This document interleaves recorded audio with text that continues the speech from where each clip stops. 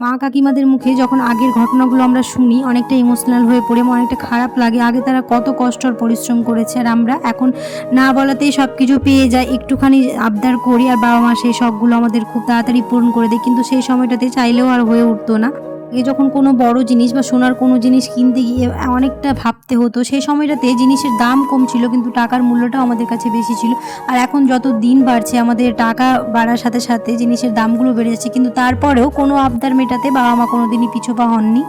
আসসালামু আলাইকুম, কেমন আছো তোমরা সবাই? আমার আরেকটা নতুন ব্লগে তোমাদের সবাইকে স্বাগত জানাই। আশা করছি তোমরা সবাই অনেক ভালো আছো। আলহামদুলিল্লাহ আমরাও অনেক ভালো আছি। হঠাৎ করে কেন এই কথাগুলো বলছি তোমরা আজকের ভিডিও দেখলে বুঝতেই পারবে। কয়েকদিন আগে এই সোনার নেকলেসটা কিনতে গিয়েছিলাম, সেখানে তো আর কোনো রকম ভিডিও অ্যালাউ ছিল না বলে করা হয়নি, ভেবেছিলাম বাড়িতে গিয়ে করব। তো ভাবলাম আজ তোমাদের দেখিয়ে দিয়ে এই সোনার নেকলেসটা কিনে এনেছি। কেমন হয়েছে তোমরা অবশ্যই কমেন্টে জানিও। আর এই কথাগুলো বললে একটুখানি ইমোশনাল হয়ে পড়ি, কারণ আগে আমার মা বাবারা কত কষ্ট আর কত পরিশ্রম করেছে, তারপরেও সব ইচ্ছেগুলো পূরণ করতে পারেনি। কিন্তু আমাদের এখন এই ইচ্ছেগুলো পূরণ হতে একটুও সময় লাগে না, শুধুমাত্র বলার অপেক্ষা থাকে আর সেগুলো পূরণ হতে সময় লাগে না। আমি আমার কথা বলি, আমি আজ পর্যন্ত যা চেয়েছি, আমার যে জিনিসটা ভালো লেগেছে আলহামদুলিল্লাহ আমি খুব তাড়াতাড়ি সেগুলো পেয়ে গেছি। কিন্তু আমার পুরোটাই উল্টো আমার মায়েদের ক্ষেত্রে আমি বলি, তারা সেই সময়টাতে খুবই পরিশ্রম করেছে। আগের কথাগুলো যখন শুনি খারাপ লাগে, কারণ এই সময়টাতে আমরা ওই কষ্টগুলো আর সেরকমভাবে পাইনি। আজকের জেনারেশন খুবই ভালো আছে, যে কিছু চাওয়াতেই খুব তাড়াতাড়ি পেয়ে যায়। আমি আমার মায়ের কথাই বলছি, একসময় অনেক কষ্ট করেছে যখন প্রথম বিয়ে হয়ে এসেছিল, কিন্তু আলহামদুলিল্লাহ এখন সবই নিতে পারবে নিজের জন্য। তারপরেও কিছু সেরকমভাবে নিজের জন্য কিনে না। আগে সবসময় চেষ্টা করে ছেলে মেয়েদের ইচ্ছেগুলো পূরণ করতে, তো আগে আমার ইচ্ছেগুলো পূরণ করে তারপরে নিজের ইচ্ছেগুলো পূরণ করে। তো আলহামদুলিল্লাহ এখন খুবই ভালো আছে, চাইলে অনেক কিছু করে নিতে পারবে, কিন্তু তারপরেও আগে ছেলে মেয়েদের কথা ভাবে। আর প্রত্যেকটা বাবা মাই চায় আগে নিজের ছেলে মেয়ের স্বপ্নগুলো পূরণ করতে, তারপরে নিজের ছোটো ছোটো শখগুলো পূরণ করে।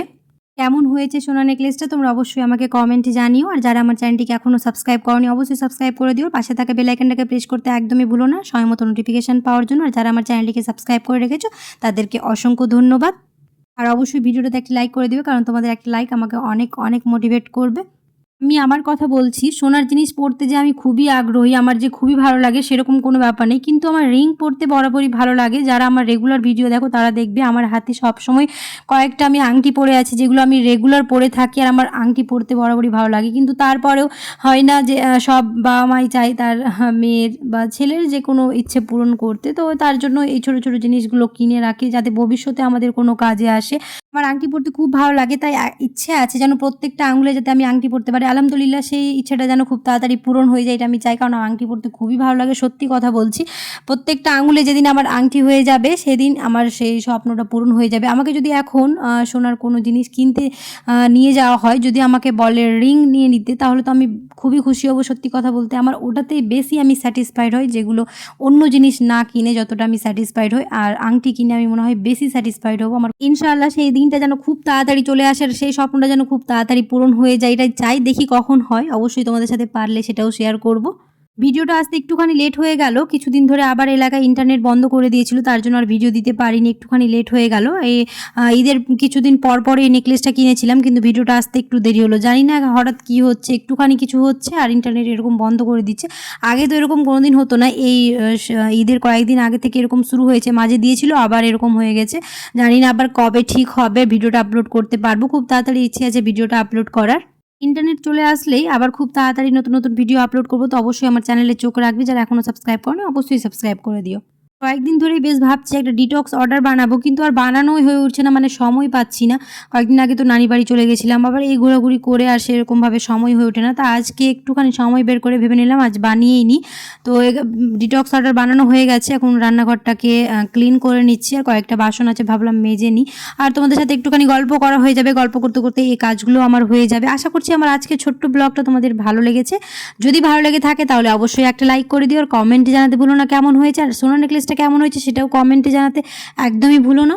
এই সিঙ্কটাতে কাজ করতে একটুখানি অসুবিধা হচ্ছে, যেহেতু নতুন নতুন এখন কাজ করছি, হাত এখনও বসেনি, তার জন্য একটু অসুবিধা হচ্ছে। আগের সিঙ্কটা যেহেতু আলাদা ছিল, একই সাইজ, কিন্তু তারপরেও হয় না যে নতুন জিনিস একটুখানি সময় লাগে, তার জন্য এই সিঙ্কটাতে সেরকমভাবে বাসন মাজা হয় না। আর এখন যেহেতু এখানে প্রপার রান্না করতেও শুরু করে নি, ওপরেই রান্নাবান্না হচ্ছে, মানে রাতে শুধু ডিনারটা এখানে করি, তার জন্য এখানে কয়েকটা বাসন হয়ে যায়, তো ওই বাসনগুলোই মাজি।